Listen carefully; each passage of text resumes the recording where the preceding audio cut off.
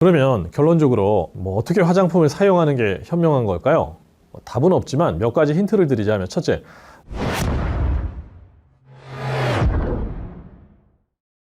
화장품 회사에서 끊임없이 광고하는 콜라겐 화장품 어떨까요? 콜라겐은 바르면 좋은 거 아니에요? 노! 안타깝게도 피부에 아무리 콜라겐 발라봐야 이것도 피부에 흡수 안 됩니다. 역시 제가 쉽게 설명을 해드릴게요. 이번엔 크기가 아닌 부피의 개념인 달톤으로 설명을 해드릴게요. 2000년 국제학술지 논문에 따르면요, 화장품은 500달톤 이하의 사이즈일 때 피부 흡수가 가능하다고 밝혀졌습니다. 달톤이 어느 정도 사이즈냐? 원자 하나의 질량이 12달톤이거든요. 원자의 크기를 어떻게 저울에다가 쟀을까? 아무튼 근데 원자 하나가 12달톤인데 500달톤이면 얼마나 작은 사이즈인지 아시겠죠? 500달톤보다 작아야 흡수가 된다고요. 근데 콜라겐 화장품에 들어있는 콜라겐은요, 아무리 작게 만들어봐야 5000달톤이 넘어요. 그러니까 콜라겐으로 세수해봐야 피부에 흡수 안 돼요. 그러니까 콜라겐 화장품 바르고 피부 좋아져라 좋아져라 기대하는 거 얼마나 바보 같은 생각인지, 자, 예를 들어 보겠습니다. 보통 과일, 채소 담는 그 채반의 타공 구멍 크기가 지름 2mm 정도 되거든요. 작은 포도알이 한 2cm 정도 된다고요.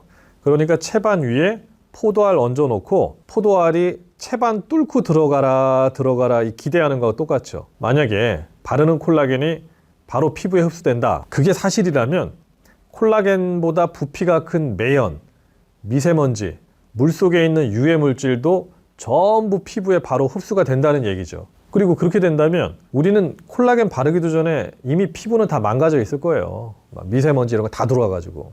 자, 그러면 먹는 콜라겐은 어떨까요? 이거 속지 마세요. 많은 회사들이 먹는 콜라겐 좋다 얘기하죠. 바르지 않고 먹을 수 있으니까 얼마나 좋냐, 소비자 입장에서. 근데 이게 이러한 논리라면 먹는 콜라겐이 아니라 고깃집 가서 매일 돼지 껍데기 먹으면 콜라겐이 그냥 피부에 쫙쫙 흡수돼가지고 아주 우리 피부는 노화가 안 돼야죠. 안타깝게도 콜라겐은 콜라겐 그 자체로 흡수가 안 됩니다. 자, 더 쉽게 설명을 하자면 콜라겐을 먹잖아요. 이게 피부로 바로 가는 게 아니고 콜라겐이 아미노산으로 변해요. 분해가 된다고요. 그러니까 아무리 콜라겐 먹어봐야 콜라겐 형태로 피부에 흡수는 안 돼요. 그리고 또 하나는 먹는 콜라겐이 아미노산으로 분해가 된 후에 다시 콜라겐으로 재합성이 돼서 피부 진피층까지 가야 됩니다.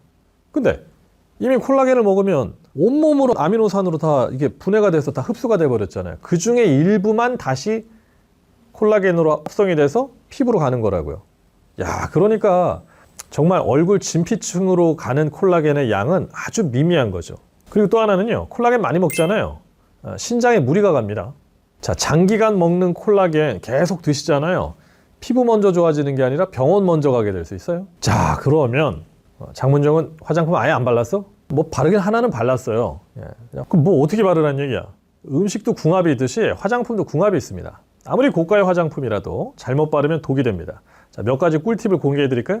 우선 모공관리용 화장품과 안티에이징 화장품 같이 바르면 안 돼요. 모공관리용 화장품은 피지 분비하고 피부 트러블을 막아주기 때문에 대부분 유분기를 줄이기 위한 성분이 들어가 있어요. 근데 거꾸로 안티에이징 제품은 주름과 탄력을 관리하기 때문에 대체로 유분기가 또 많이 들어있어요. 그러니까 서로 함께 사용하면 서로 반대되는 거기 때문에 이도저도 아닌 게 됩니다. 자, 또 리프팅 화장품하고 보습 화장품도 함께 바르지 마세요. 리프팅 화장품은 붓기를 빼거나 얼굴 윤곽을 샤프하게 관리하기 위해서 바릅니다. 이런 화장품은 수분을 빨아들이고 배출하는 카페인이 많이 들어가 있습니다. 반면에 보습 화장품은 또 수분이 또 많이 들어 있습니다. 그러니까 리프팅 화장품, 보습 화장품 같이 바르면 하나는 수분 뺐고 하나는 수분 녹이 죽도 밥도 안 되는 거죠. 리프팅 본연의 기능을 상실하게 됩니다. 효과 못 봅니다. 레티놀 제품하고 비타민C 제품도 궁합이 안 맞아요. 두 제품이 서로 밀어내는 성질을 갖고 있어서 그래요. 그 레티놀은 지용성이고 비타민C는 수용성입니다. 함께 사용하면 흡수가 제대로 안 됩니다. 특히 민감성 피부다. 두 가지 모두 피부를 자극하는 성분이기 때문에 아주 피부가 화끈거릴 수 있습니다. 그러니까 나는 민감한 피부야. 그럼 레티놀에 비타민C는 가능한 안 쓰시는 게 좋죠. 자, 그러면 이제 궁합이 잘 맞는 화장품을 볼까요? 모공관리용 화장품하고 리프팅 제품 함께 쓰면 굿, 좋아요. 왜냐하면 피부의 그 피지 분배를 컨트롤하고 늘어진 모공을 꽉 조여주는 게 모공관리용 화장품인데 리프팅 제품하고 함께 했으면 이 느슨해진 피부를 아주 탄력있고 매끈하게 관리해 줄 수 있습니다. 또 비타민 C하고 비타민 E 제품 함께 쓰면 좋습니다. 비타민 C가 이게 입자가 커서 흡수가 어렵거든요. 근데 비타민 E가 비타민 C의 흡수를 돕습니다. 피부 재생도 촉진합니다. 함께 쓰면 굿이라는 거. 또 자외선 차단제하고 레티놀도 궁합이 맞습니다. 레티놀은 주름 개선에 좋지만 레티놀의 문제가 빛과 열에 약해요. 그래서 자외선 차단제를 함께 사용하면 효과를 볼 수 있죠. 자, 그러면 결론적으로 어떻게 화장품을 사용하는 게 현명한 걸까요? 답은 없지만 몇 가지 힌트를 드리자면, 첫째, 너무 많이 바르지 마세요. 그 화장품 회사의 마케팅이에요. 피부도 많이 먹으면 체해요. 피부도 다이어트 해야 된다고요. 화장품이 과하면 독이 됩니다. 그거 아세요? 아이크림이나 로션이나 기본 베이스는 동일하다는 거. 이것저것 많이 바르면 오히려 과도한 화학물질이 피부에 더 쌓이기 때문에 피부가 더 약해집니다. 알레르기 걸릴 수도 있고요. 그 음식도 소금 적당히 먹으면 감칠맛이 나지만 너무 많이 먹으면 짜고 건강에 해롭죠. 심플하게 바르세요.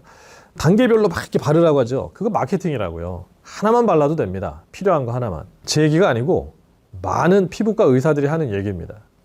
한국 여성들의 그 피부 노화 진행도는 남성과 비교했을 때 3배 이상 높습니다. 또 한국 여성들의 그 상대적 노화 속도가요, 백인 여성보다 2배 이상 빠릅니다. 이유가 뭔지 아세요? 조사에 따르면요, 기초 화장품을 백인 여성보다 몇 배나 더 많이 쓰기 때문이라고 합니다. 그 프랑스나 독일 같은 그 화장품 선진국의 소비자 단체들이요, 너무 많은 화장품 사용을 피부 노화의 원인으로 결론 내렸습니다. 근데 우리는 기초 화장품 3-4개 정도 바르고는 거기다가 또 화장품 잔뜩 색조하고도 화장 안 했다고 그러잖아요. 그죠? 입술만 발랐다고. 안 그래? 24시간 얼굴에 화학물질을 바르고 있는 거 아닙니까? 그러니까 피부가 약해서 자체의 그 기능을 발휘를 못하는 거죠. 자, 두 번째, 너무 불필요하게 자기 피부 타입을 정의 내리지 마세요. 요새 백화점 가면 피부 분석해주는 기계에다가 막 얼굴 돌리고 나서 피부 타입이 이거니까 스킨, 로션, 크림, 클렌징 이런 거 막 루틴 제품 추천받죠. 피부를 세밀하게 나누는 것도 화장품 회사의 상술입니다. 피부가 극지성, 지성, 건성, 반건성, 극건성, 중성 막 세밀하게 나누고 이거 써야 된다 하죠. 이게 상술일 수 있어요. 왜냐? 피부 타입은 변하는 거예요. 날씨에 따라도 변하고, 온도에도 변하고, 습도에도 변하고, 계절에도 변하고, 건강 상태에도 변하고, 스트레스 정도에도 변하고, 생활 습관에도 변한다고요. 그러니까 나는 지성이다 이렇게 생각하고 맨날 그것만 바르다 보면 피부가 더 나빠질 수 있죠. 오늘은 건성인데. 그러니까 오늘의 나의 피부 상태만 체크하세요. 화장품은 적당한 거 하나만 발라도 충분합니다.